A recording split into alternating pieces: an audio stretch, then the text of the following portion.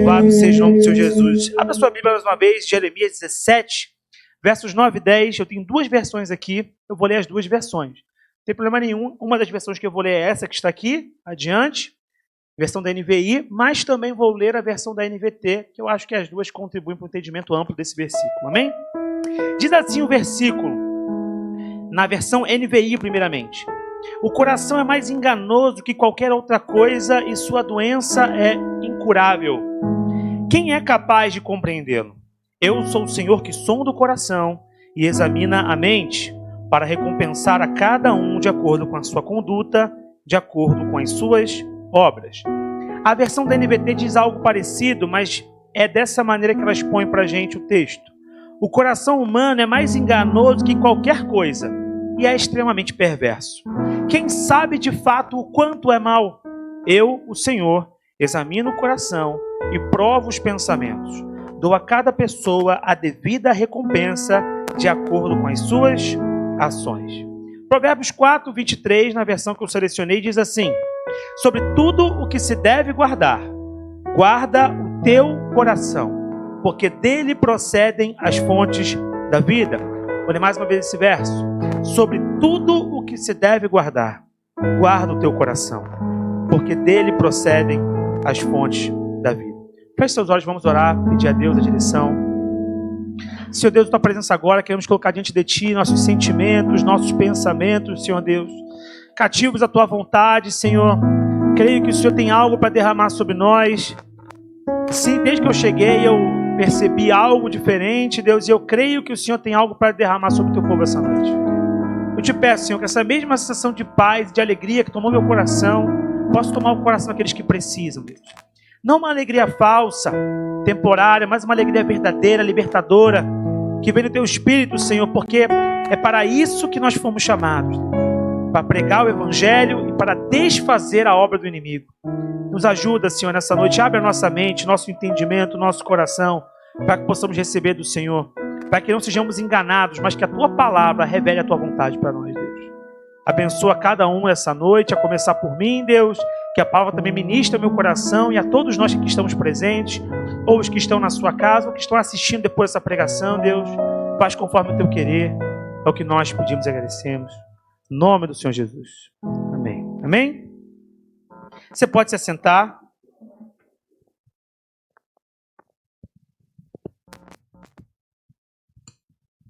Como é que a gente chegou à palavra de hoje, né? Como é que foi esse processo para construir essa palavra? Bom, inicialmente, a primeira coisa é que o nome da palavra, né, o título que eu dei para a palavra, pode parecer muito contraditório com aquilo que eu falei que estava sentindo quando cheguei.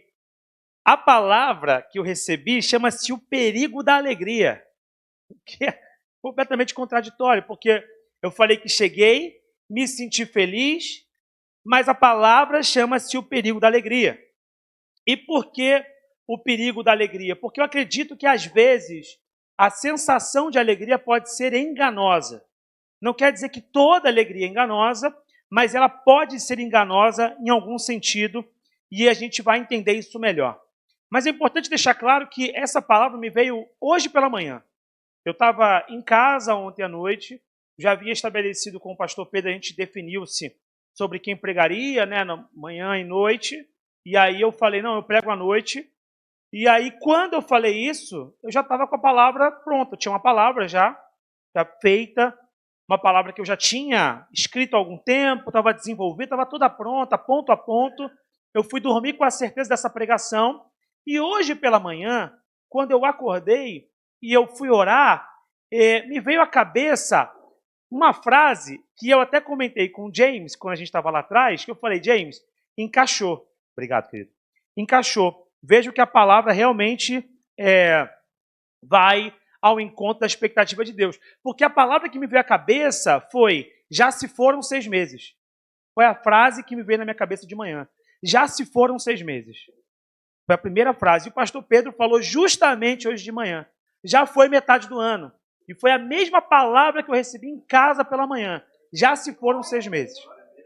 E aí, na sequência disso, dessa sensação de já se foram 6 meses, me veio à mente uma outra palavra, porque geralmente a palavra funciona assim comigo a escrita, meus irmãos. A palavra meio que começa meio que fora de mim, vamos dizer assim, para você entender. Como se ela fosse uma ideia, né, uma coisa meio platônica, assim, circulando, e aí eu vou lá, acesso a ideia, trago a ideia, e aquilo começa a maturar no meu coração em situações do cotidiano, e aí em algum momento eu vou lá e redijo aquilo. Mas quando eu redijo, ela já está pronta praticamente, já tem todo um escopo pronto, eu só dou formalização a ela de um ponto de vista escrito. E há algum tempo atrás me veio essa sensação de falar sobre a alegria. E, na verdade, a minha intenção inicial foi produzir uma sequência de sermões, como se fosse uma série, né? Pela primeira vez na minha vida eu ia fazer uma série. Ia ser uma série sobre alegria. Só que eu senti de pregar essa palavra que seria dessa série antes. Então não teremos mais série, né? Se tiver série, vai ser também com outro caminho. Mas com esse caminho dessa palavra não será mais. E aí eu senti a necessidade de falar sobre a alegria, sobre o perigo dessa alegria que às vezes toma o nosso coração, e daqui a pouco você vai entender isso, e como isso pode gerar um engano de percepção em nós, justamente porque o verso de Jeremias fala sobre o nosso coração, e em Provérbios confirma como é enganoso o nosso coração. A gente tem que se preservar, temos que proteger o nosso coração sobre todas as coisas, e sobre todas as coisas de nós mesmos. Porque o primeiro a enganar o nosso próprio coração somos nós. Às vezes nós lemos o versículo achando que nós temos que proteger os nossos corações dos demais, que podem contra nós fazer alguma coisa. Mas o primeiro cuidado que nós temos que ter é conosco. É com a forma como nós lidamos com os nossos sentimentos, com as impressões e sensações que nós temos com relação à nossa vida e à nossa espiritualidade. Então é justamente nessa interface que vai ser a palavra de hoje. Uma reflexão a respeito do tempo que já passou, dos 6 meses que já foram, uma reflexão sobre isso, em associação com a projeção do que virá. E em simultâneo, alertando sobre a necessidade de entendermos a natureza das sensações de alegria que, de alguma maneira, invadem nosso coração. É uma alegria conforme a vontade de Deus, ou é uma alegria como senso de recompensa por estarmos fazendo algo que aos nossos olhos é bom? E é nessa relação, é nessa interação que se construiu a palavra de hoje. Em outras palavras, a ideia é mostrar como a alegria que nós sentimos pode também ser enganosa e nos gerar um senso deturpado a respeito do nosso momento espiritual. Talvez depois de 6 meses passados, você esteja se sentindo feliz, mas talvez a felicidade que toma o teu coração não seja exatamente um termômetro ideal daquilo que é a sua vida, da sua espiritualidade. E é por isso que tem a ver com olhar para o passado também, olhar de onde a gente veio e projetar para onde nós vamos.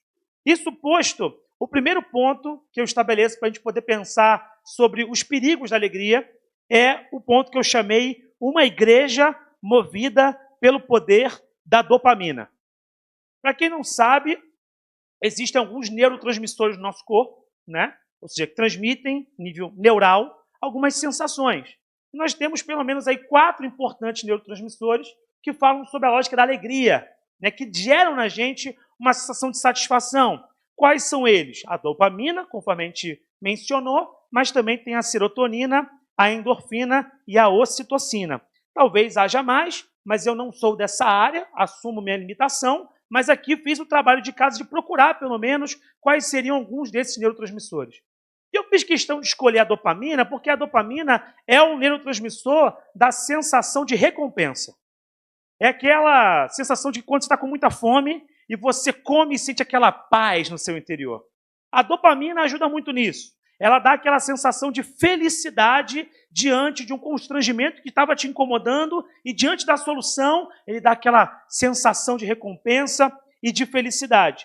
E eu penso que, em algum sentido, pensar sobre a alegria é importante sob essa lógica de ser uma igreja baseada na dopamina, porque, às vezes, a alegria que nós estamos buscando é uma recompensa terrena, é uma recompensa limitada aos nossos dias, e não algo conforme Deus quer fazer nas nossas vidas. Recentemente eu vi um podcast, quer dizer, eu não vi o podcast porque eu não assisto podcasts, eu só assisto os cortes. Eu não sei se os irmãos gostam de podcast, eu não tenho muita paciência de sentar para ver tudo. Mas às vezes aparece um corte, e aí o corte tem um nome convidativo, e eu parei para assistir esse corte.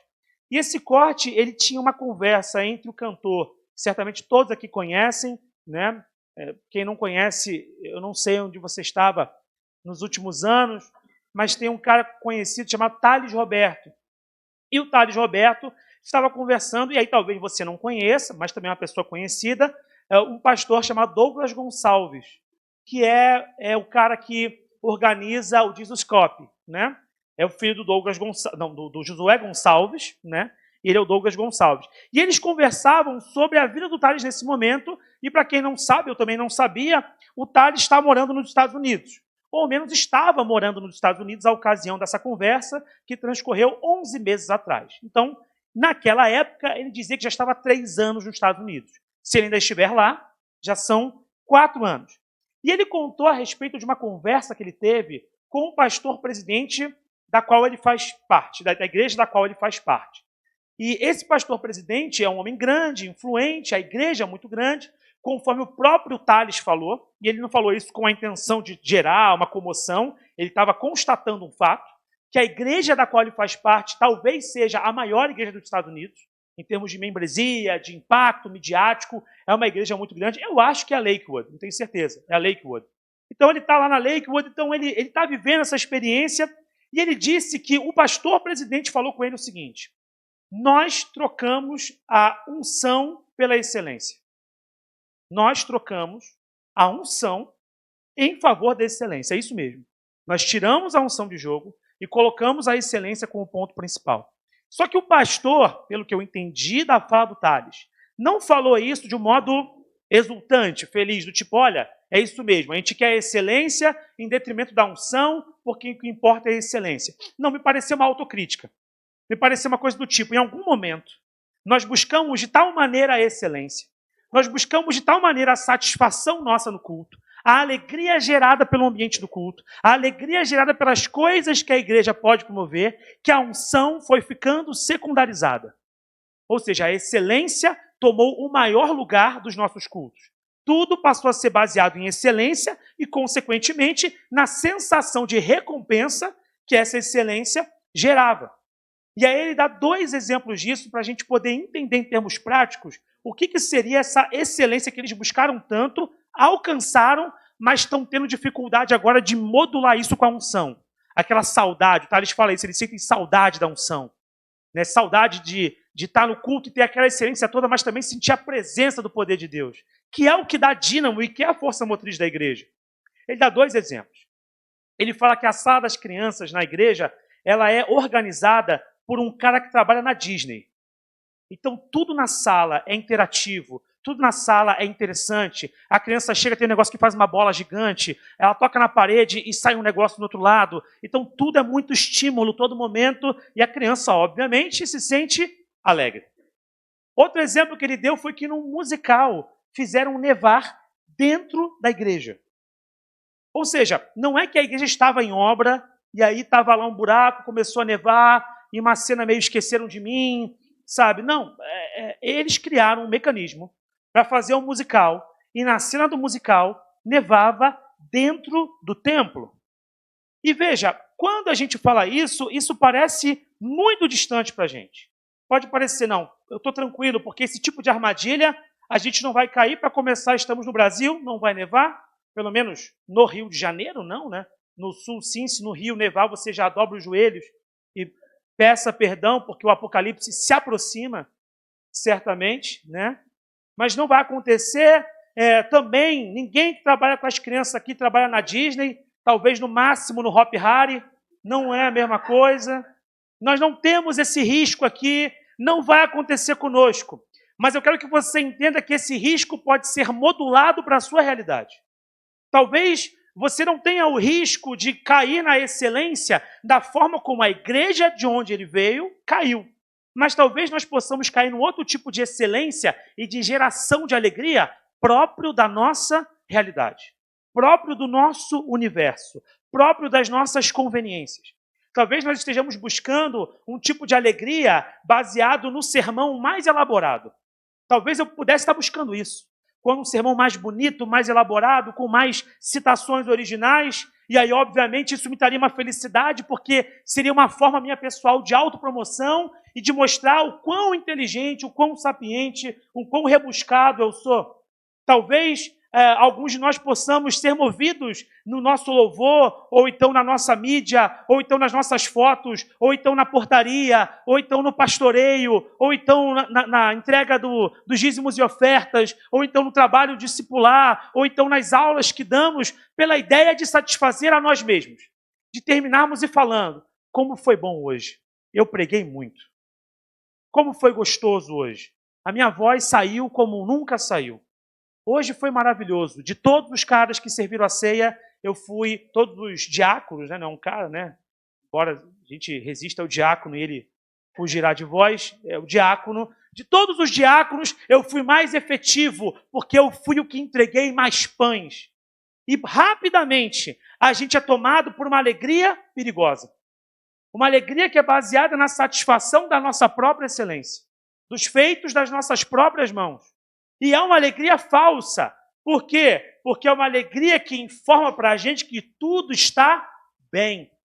Eu me sinto bem na igreja. Eu me sinto feliz com o ministério. Eu me sinto satisfeito com o que eu faço. Mas a alegria que você precisa sentir não é baseada num senso de recompensa de dopamina.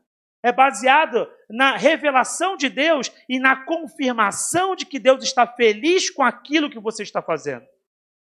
E isso é muito complicado e a gente tem que estar atento a isso, porque isso é sutil.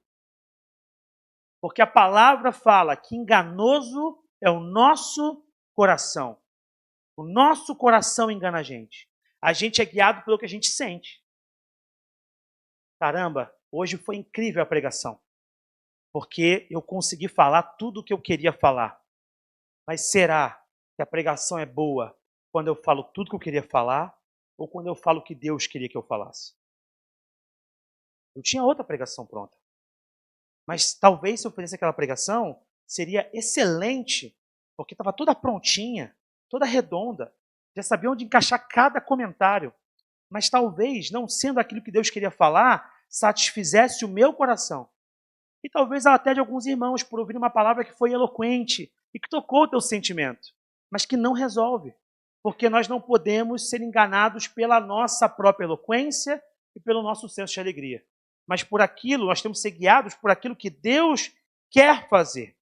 É possível que o nosso apego à geração de felicidade no templo faça com que a gente mova técnicas estimulantes através da palavra, através do louvor, ou de outros entretenimentos, ou de outras coisas possíveis, mas que isso também pode ter como colateral uma espiritualidade vazia, na medida em que a excelência técnica parece se sobrepor à unção.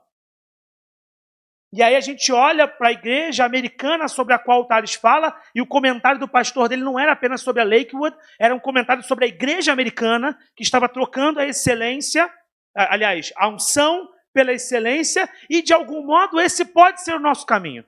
Porque o Brasil tem um hábito muito forte de puxar tudo que vem dos Estados Unidos. E daqui a pouco a gente vai começar a reproduzir as mesmas coisas. E nós vamos ter igrejas excelentes, de pessoas bem vestidas, de pessoas cheirosas, de pessoas bacanas, de pessoas com influência, com um network maravilhoso, com um LinkedIn de dar inveja, pessoas que conseguem falar 3 línguas diferentes, pessoas que tocam 8 instrumentos, pessoas que sabem sorrir como ninguém, que nem precisou aprender a sorrir olhando para o espelho como eu precisei fazer para conseguir sorrir para os irmãos de modo natural. Não, pessoas que já vêm tudo prontinho, mas que não têm a unção. Se faltar a unção para a igreja, não sobra nada. Se faltar a unção para a igreja, não sobra nada. Você pode ter todas as competências. Se você não tiver unção para mover, nada vai dar certo. Não se apegue às suas qualificações. Não se engane pelo seu ministério. Não deixe que as tuas visões sobre o que é melhor e a tua sensação de satisfação tome a tua consciência cristã. Nós não podemos ser tomados por uma falsa alegria que nos tira do eixo. mas temos que nos perguntar, Senhor, aquilo que sonda o meu coração, aquilo que me dá uma sensação de paz, realmente é do Senhor ou é algo que eu coloquei nesse lugar e que está me dando a impressão de que é Deus? Às vezes a gente bota a nossa voz no lugar da voz de Deus e fazemos de Deus simplesmente alguém subordinado à nossa vontade. Pode parecer muito longe, porque a gente não faz nevar e ninguém trabalha na Disney aqui. Mas do nosso próprio modo, a gente pode incorrer nos mesmos problemas.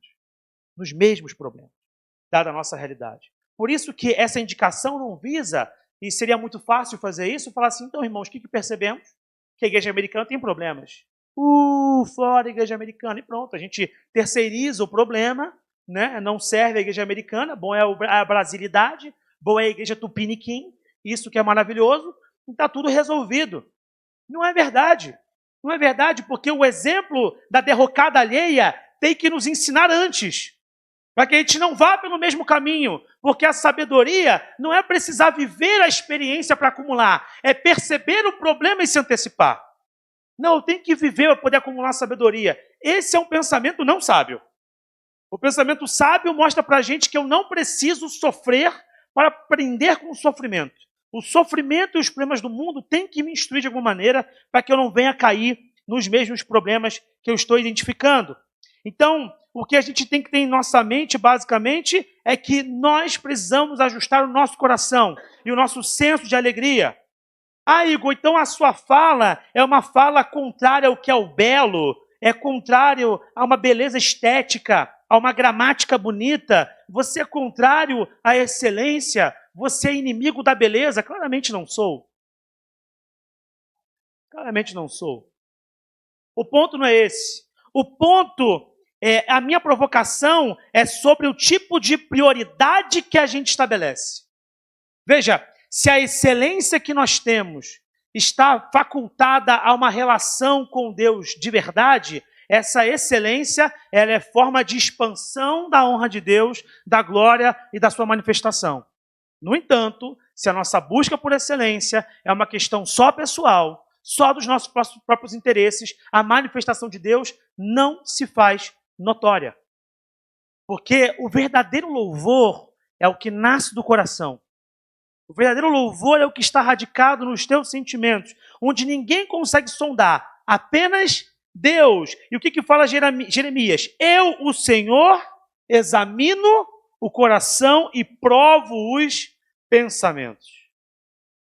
Qual foi a última vez que você falou assim, Senhor, vê se há em mim algum caminho mau? Senhor, vê se há em mim algum caminho mau. Quantas vezes você fez isso nesse ano? Talvez você tenha se apegado a uma ideia de excelência e você tenha trabalhado essa ideia errada.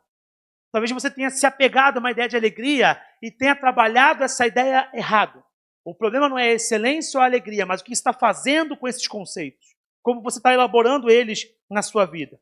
Perfeito, Igor, já entendi que nós temos um problema, já entendi que a alegria até enche igrejas, mas não promove transformação verdadeira e tampouco nos coloca em uma posição de relacionamento com Deus. Eu já entendi isso, mas então o que a gente deve fazer? Porque identificar o problema é uma parte, a outra é propor soluções. Onde é que nós devemos alocar nossas energias então? Bom, eu entendo que a nossa vida e os nossos cultos, as nossas reuniões, as nossas buscas pessoais devem apontar sempre para pelo menos 3 elementos que eu elenquei para essa noite. Quais são os 3 elementos? O primeiro deles, arrependimento. O segundo deles, perdão. O terceiro deles, o desenvolvimento de uma fé que manifesta o poder. Arrependimento, perdão e uma fé que manifesta o poder de Deus. Sobre arrependimento você pode abrir se quiser, mas se você não abrir, certamente vai estar aberto aqui para você. Marcos capítulo 16, nos versos 15 e 16, diz assim, o próprio Jesus falando pós-ressurreição, vão pelo mundo, e disse-lhes, vão pelo mundo e preguem o evangelho a todas as pessoas. Quem crer e for batizado será salvo, mas quem não crer será condenado. A sensação de arrependimento é uma coisa que fere o nosso senso de alegria. Porque se arrepender é reconhecer que tem algo errado com a gente. Se arrepender é olhar para dentro e falar, tem coisa errada no meu coração. Tem coisa que está fora do lugar. E reconhecer falha pessoal é o maior banho de água fria para a felicidade. Porque a gente sempre quer olhar para nós mesmos com um óculos e com uma lente de qualidade. E quando a gente olha para dentro, perscruta o nosso coração e vê problemas, isso é doloroso. Sobretudo em uma sociedade que é viciada em prazer como a nossa. Viciada em ser atendida nos seus desejos. Viciada em não reconhecer a sua própria falência pessoal e as suas inclinações viciosas. Nós temos essa tendência.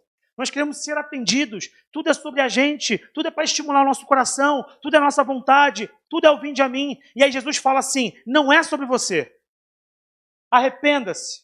Reconheça as suas falências. Coloque-as diante de mim. E isso é de extrema importância, porque quando nós nos arrependemos, o que em outro grau estamos fazendo é revisitar o nosso coração. O arrependimento é uma revisitação do coração. O arrependimento, ele é também, além disso, uma revisitação das nossas disposições e dos nossos interesses. Em outras palavras, porque faço o que faço? Porque me disponho a realizar aquilo que realizo? Qual que é a verdade do que mora no meu coração? O arrependimento é um convite de Cristo não só para os perdidos, mas para os salvos. É um convite para nós. João Batista, quando veio anunciando o Senhor, ele veio falando o quê? Arrependei-vos, arrependei-vos. O reino de Deus está próximo. E o reino de Deus está próximo, já está em nós. Como manifestaremos um reino sem arrependimento? Se nós não somos capazes de arrependermos nós mesmos pelas nossas falências, como pregaremos o arrependimento para o mundo que precisa disso? Se nós mesmos não demonstramos o apego por nos arrepender?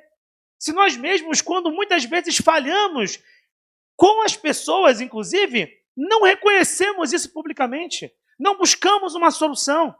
A palavra do Senhor para nós não é para trazer uma sensação inebriante, para trazer para você uma anestesia. A palavra de Deus não é um anestesiante para a sua alma. Ela é uma consciência. Ela traz clareza sobre o caminho. Não é para você se enganar. Não é uma fé vazia, baseada em experiências etéreas. Ah, Deus está aqui. E aí eu choro. Mas é uma vida que não faz sentido. É uma vida onde não há busca, onde eu não oro, onde eu não leio a palavra, onde eu não faço jejum, onde eu não manifesto graça, onde eu não prego, onde eu não manifesto dom nenhum. É uma vida vazia. E o problema é que essa falta de arrependimento é um ponto que te leva à condenação. É isso que a palavra de Deus diz, não sou eu que estou dizendo. A palavra de Deus diz para nós o quê? Quem crê será salvo. E quem não crê está condenado, não é? Será. Já está, quer dizer, porque a nossa condição natural é de condenação.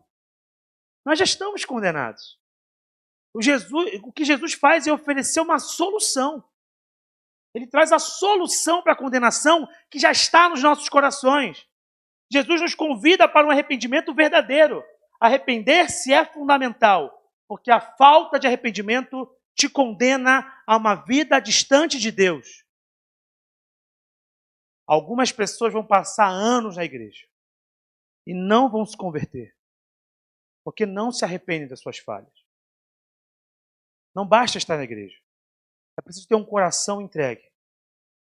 Convencimento de que Jesus é importante é uma coisa, conversão tem a ver com entregar o manejo para Jesus. É bem maior. Segundo ponto, perdão. 1 João capítulo 2, versos 9 a 11, diz assim: quem afirma estar na luz, mas odeia seu irmão, continua nas trevas. Continua. Veja, ele não fala, volta às trevas. Ele fala, continua, porque dela nunca saiu. Quem ama seu irmão permanece na luz e nele não há causa de tropeço. Mas quem odeia seu irmão está nas trevas e anda nas trevas, não sabe por onde vai, porque as trevas o cegaram. E ele fala, filhinhos, não vos enganem. Ele fala sobre isso, né? Fala assim, não vos enganem. Não há engano no Senhor. É preciso que o nosso coração seja um coração perdoador. A oração que Jesus nos ensinou é o quê? O Pai Nosso. Seja feita a vontade, assim na terra como no céu, pão nosso, e aí, depois? Perdoai as nossas, assim como aquele que nos tem ofendido. Isso não é uma oração que não é para a gente, é para a nossa Bíblia também. Eu sei que às vezes está acostumado a ver nossos irmãos católicos falando isso. Não, isso aí é uma oração católica. Não, isso é uma oração de Jesus. É Jesus que ensinou essa oração. Senhor, perdoa os nossos pecados, assim como nós perdoamos aqueles que nos têm ofendido. Nós estamos pedindo para Deus um perdão que já estamos querendo viver. Assim como eu tenho perdoado, assim como eu já tenho feito. É como quem diz assim, Senhor, eu não estou te pedindo nada que esteja fora do meu escopo de interesse. Eu já estou tentando viver isso. Eu te peço por misericórdia que me perdoe também. Ou seja, Jesus já está ensinando para a gente que quando a gente chega diante dele, a gente já tem que estar muito disposto a isso. A arrependimento, a perdão. Gênesis 45, do verso 1 ao 5, diz assim, a essa altura, José já não podia mais conter-se diante de todos os que ali estavam e gritou, façam sair a todos. Assim, ninguém mais estava presente quando José se revelou a seus irmãos. E ele pôs a chorar tão alto que os egípcios o ouviram. E a notícia chegou ao palácio do faraó. Então disse José a seus irmãos, eu sou José. Meu pai ainda está vivo? Mas os seus irmãos ficaram tão pasmados diante dele que não conseguiam responder-lhe. Cheguem mais perto, disse José a seus irmãos. Quando eles se aproximaram, disse-lhes, eu sou José, seu irmão, aquele que vocês venderam ao Egito. Agora não se aflijam, nem se recriminem por terem me vendido para cá, pois foi para salvar vidas que Deus me enviou adiante de vocês. Olha que incrível! José, ele é vendido por aqueles que ele menos espera. Velho Testamento, só para você se situar, tem uma história de um homem chamado José, que é o mais novo da sua família, mas o seu pai, Jacó, denominado posteriormente de Israel, de onde virá a linhagem da aliança com Deus, ele vai ter nesse filho um carinho muito grande, só que essa criança, esse menino, ele é alvo do ciúme dos irmãos, ele também dá mole, porque ele conta os sonhos dele muito aberto para os irmãos não têm maturidade para isso, e já fica uma lição, não sai contando tudo para todo mundo não, às vezes a pessoa não tem maturidade para isso, para ouvir o que você tem no teu coração, mas aprove a Deus que ele contasse, que ele precisava contar, porque os irmãos dele pegam ele, o vendem, falam que ele foi morto, mentem para o pai por anos, sustentam coletivamente uma mentira. Olha que destruição numa família. Ele é levado para uma terra estrangeira na condição de um cativo, fica por anos ali, quando a vida começa a melhorar, só para você saber, porque a escravidão no mundo antigo e no mundo moderno tem peculiaridades, ok? Não vou entrar nesse mérito agora, mas a escravidão no mundo antigo, ela tinha sua própria forma de reprodução e de utilização do cativo. Então podia ter um escravo, por exemplo, numa alta função, isso era possível. O que fazia dele ser escravo não era baixa ou alta função, é a questão de ser propriedade de alguém. Pode ser comprado, vendido, herdado, ok? Então ele estava numa condição melhor, aí ele por ser fiel, ele é preso. Quer dizer, a mulher do cara para quem ele trabalhava dá mole para ele, e ele podia até usar isso para poder se beneficiar, porque talvez ela facilitasse ainda mais a vida dele. Ele resiste não só ao seu desejo, mas com uma proposta de uma vida mais fácil, porque essa mulher poderia encaminhar mais coisas para ele. Ele é penalizado por uma coisa que não cometeu. Então ele é injustiçado pelos irmãos e pela sociedade na qual ele se inseriu. Ele passa um perrengue danado, depois ele recomeça. Jesus, né? Deus, né? O Pai, se revela a ele através de revelações, dá para ele compreensões das coisas, esse homem cresce, ele chega no melhor estágio da vida dele, que é a oportunidade da vingança. Ele tinha a oportunidade da vingança, estava na mão dele. Ele tinha a chance de fazer justiça com as próprias mãos. Era a grande oportunidade. E alguns de nós, no nosso coração, maquinamos isso. Alguns de nós temos alguns traumas de ordem familiar, com pessoas que passaram na nossa vida, colegas, amigos de trabalho, faculdade, vida. E às vezes a gente, nosso coração maquina o mal. E fala assim, um dia se essa pessoa precisar, ela vai ver o que é bom para a tosse. Você ainda fala sozinha, ou sozinho, bem ao estilo novela, olhando para o alto. Um dia terá o pagamento. José está diante dessa situação. Há uma fome em toda aquela região. Os irmãos dele, sem saber do desfecho do José, chegam àquela terra. José os reconhece. José tenta incriminá-los. Eles mesmos falam que não, peraí, o nosso irmão, que ele tenta incriminar o irmão menor. Não, esse irmão aqui, o outro irmão menor, teve um outro depois de José, né?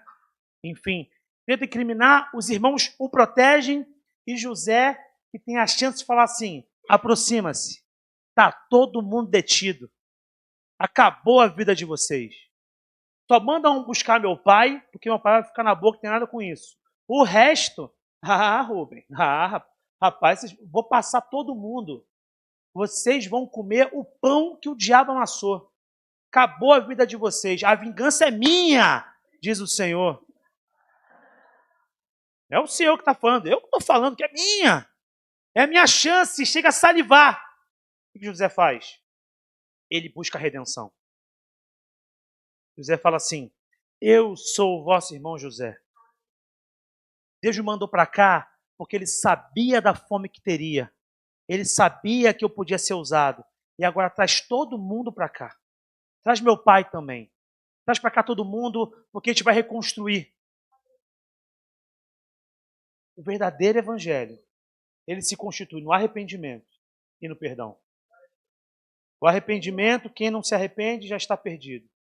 E quem não perdoa, revela a condenação. Seu coração não é um coração perdoador.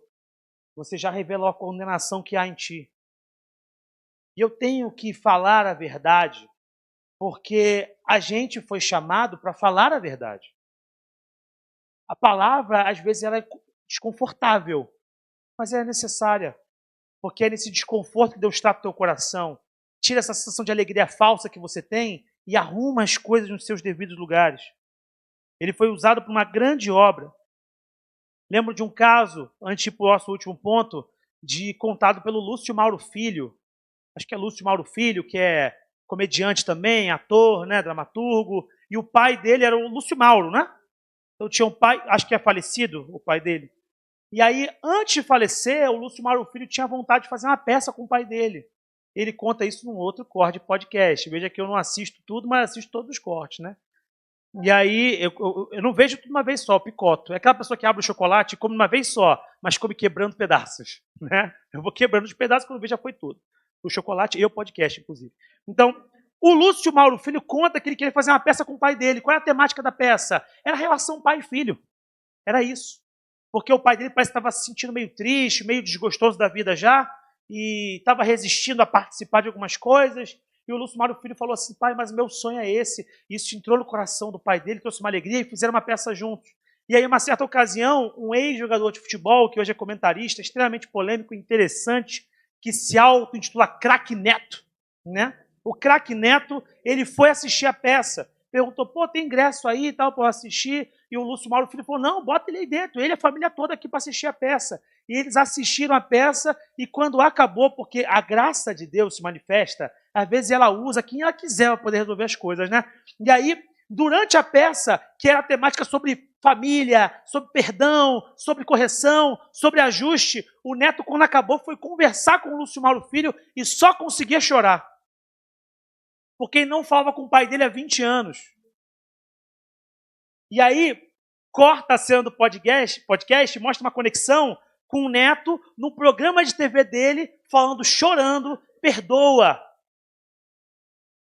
Perdoa. Se ajusta com a tua família, com teu pai, com a tua mãe, perdoa. Eu sei que você tem razão muitas vezes, mas perdoa.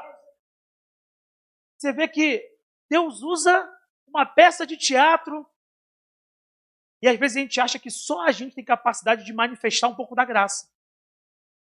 Nós não queremos perdoar, mas eles que estão perdidos. Se nós não perdoamos, nós estamos perdidos. A nossa fé é falsa e a nossa alegria é mentirosa. Porque o perdão é necessidade para a vida cristã. Arrependimento e perdão, nunca falsa alegria. Terceiro e último ponto, é preciso desenvolver a nossa fé. E aí eu te pergunto, por que nós falamos das histórias da Bíblia? Por que você assistiu tanta EBD na sua vida?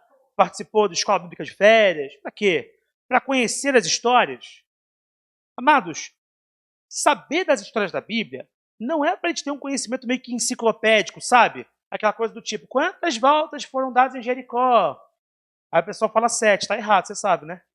Então quantas voltas? Foi? 13 voltas. Porque foi uma volta durante 6 dias, 6, e no 7º dia, 7 voltas. 7 e 6, 13. Olha aí, pegadinha. Errou, ok. E a gente fica com esse conhecimento para poder ter enciclopédia na cabeça. Qual era o tamanho do gigante? Qual era o tamanho da cama do cara lá dos... Sei lá, como é que é o nome do cara? O rei lá deles, lá, um que era gigantão. Não sei quantos côvados que tinha. Não, Golias não, outro maiorzão lá. Golias é criança perto desse aí. Que a cama do cara era feita de ferro. Acho que é Og, não sei. Acho que é uma coisa assim, coisa próxima. Qual o tamanho dele? Então, qual é o nome dele que você esqueceu? Né? E a gente fica, não, isso aqui. Quantas vezes a palavra amor aparece na Bíblia? Legal, beleza. É um tipo de conhecimento. Mas é para isso que a gente estuda a Bíblia? Não é possível. Não é para a gente apenas ter um conhecimento enciclopédico, mas para que a palavra nos informe sobre que tipo de relacionamento com Deus é possível. A palavra mostra para a gente que é possível um certo tipo de relacionamento. Olha o que eles viveram. Olha o que aconteceu. Esse tipo de relacionamento é possível. Ou seja, a Bíblia para a gente é como se fosse uma referência, um parâmetro de quão próximos ou quão distantes estamos de viver a vontade de Deus. A palavra, ela é uma autorrevelação. Ela é como se fosse um scanner interno. Ela te permite olhar para dentro e falar quão próximo ou quão distante eu estou desse padrão que foi estabelecido. E o desenvolvimento espiritual exige da nossa parte, meus irmãos, o nosso desenvolvimento de fé, viver em fé, exige de nós um comprometimento com doutrinas e com práticas espirituais. Exige da gente uma busca incessante, que é voluntária, genuína e desejosa de um relacionamento que move a gente de verdade no nosso interior. O que a palavra nos fala sobre isso? Jeremias, capítulo 29, verso 13, diz assim na minha versão: buscar-me-eis e me achareis, quando buscardes de todo o vosso coração. De todo o vosso coração. Qual é a palavra do original? A palavra do original é levav. E levav, já falei isso com os irmãos em outra ocasião, não significa apenas aquilo que as suas emoções dizem. Porque na nossa cultura, quando a gente fala em coração, a gente pensa em sentimentos que tomam a gente, que às vezes são involuntários, aquele olhar, aquela paixão, o coração que bate, a borboleta no estômago. É isso, é amor, é o coração. Mas a palavra levav não significa esse sentimento apenas. Levav significa todo o teu homem interior. Tudo o que tem no teu consciente, todas as suas emoções primordiais e toda a tua racionalidade. Em outras palavras, buscar-me-eis e me achareis quando buscardes com tudo o que vocês são. Quando me buscardes com todos os sentimentos e com toda a razão que há em vós. É isso que a palavra diz para nós. E por isso temos problemas, porque às vezes achamos que esse buscar de coração algum dia vai bater forte e eu vou buscar. Um dia Deus vai plantar isso no meu coração e vai acontecer de eu buscar. Ou então, um dia Deus vai colocar um sentimento e eu vou passar a amar as pessoas, eu vou passar a amar os irmãos, eu vou passar a pregar o evangelho. E é claro que Deus pode plantar algo em você, mas você precisa desejar o plantio da parte de Deus. Você precisa racionalmente buscar o Senhor, chamar a presença dEle. Senão seremos uma igreja morta, alegre, morta, ao mesmo tempo que alegre. Porque não teremos o poder para agir. E o diabo não se importa de você ser feliz, entenda isso. O diabo, a gente vê o diabo naturalmente como uma figura que quer destruir. Isso é fato, a palavra fala para a gente sobre isso. Ele quer ceifar vidas, ele quer atrapalhar as pessoas, mas o diabo não se importa de você ser alegre se você for enganado na sua alegria. Ele é capaz de te deixar viver anos na igreja alegre, desde que você não se comprometa com uma conversão verdadeira. Ele permite. Ele não tem problema com isso, porque ele é o pai da mentira. E quanto mais você se engana, mais feliz ele fica. Ele não se incomoda com isso. A nossa fé não é morta. A nossa fé é poder de Deus para os perdidos. Ou nós confiamos naquilo que pregamos, ou nós paramos de pregar porque não confiamos. Ou nós nos transformamos pela renovação das nossas mentes que a palavra de Deus traz, ou nós paramos de falar que cremos nisso. Porque é incompatível falar que cremos e não vivermos isso. Nós precisamos buscar a Deus como se não houvesse amanhã, com a certeza de que hoje é o dia que Deus quer fazer algo na minha vida. Hoje é o dia que Deus quer me usar, não com sentimentos falsos, temporários, ou com uma excelência segundo o meu entendimento, mas com uma verdadeira revelação da sua vontade. 2 pontos fundamentais com relação a isso, com relação a esse subtópico, né? Primeira coisa, o não desenvolvimento da fé te impede de viver milagres. Ele te impede de viver a operação de maravilhas da parte de Deus. E a segunda coisa, o não desenvolvimento de fé te impede de se mover no Espírito. Te impede. Ah, mas é possível impedir? Vamos ver juntos no capítulo 6 do livro de Marcos. O que diz Marcos 6, dos versos 1 ao 5, a minha versão diz assim, isso depois da situação que Jesus salvou o homem gadareno, lembra que a gente falou numa pregação mais atrás? Marcos 5, Jesus curou um endemoniado gadareno, fez em Decápolis, fez em outros lugares, gerou cura, salvação, libertação, e no capítulo 6, Jesus se desloca, e olha o que diz, Jesus saiu dali e foi para a sua cidade, acompanhado dos seus discípulos. Quando chegou o sábado, começou a ensinar na sinagoga, e muitos dos que o ouviam ficavam admirados. De onde lhe vêm estas coisas? Perguntavam eles. Que sabedoria é esta que lhe foi dada? E estes milagres que ele faz? Não é este o carpinteiro, filho de Maria, irmão de Tiago, José, Judas e Simão? Não estão aqui conosco as tuas irmãs? E ficavam escandalizados por causa dele. Jesus lhes disse, só em sua própria terra, entre seus parentes e em sua própria casa, é que um profeta não tem honra.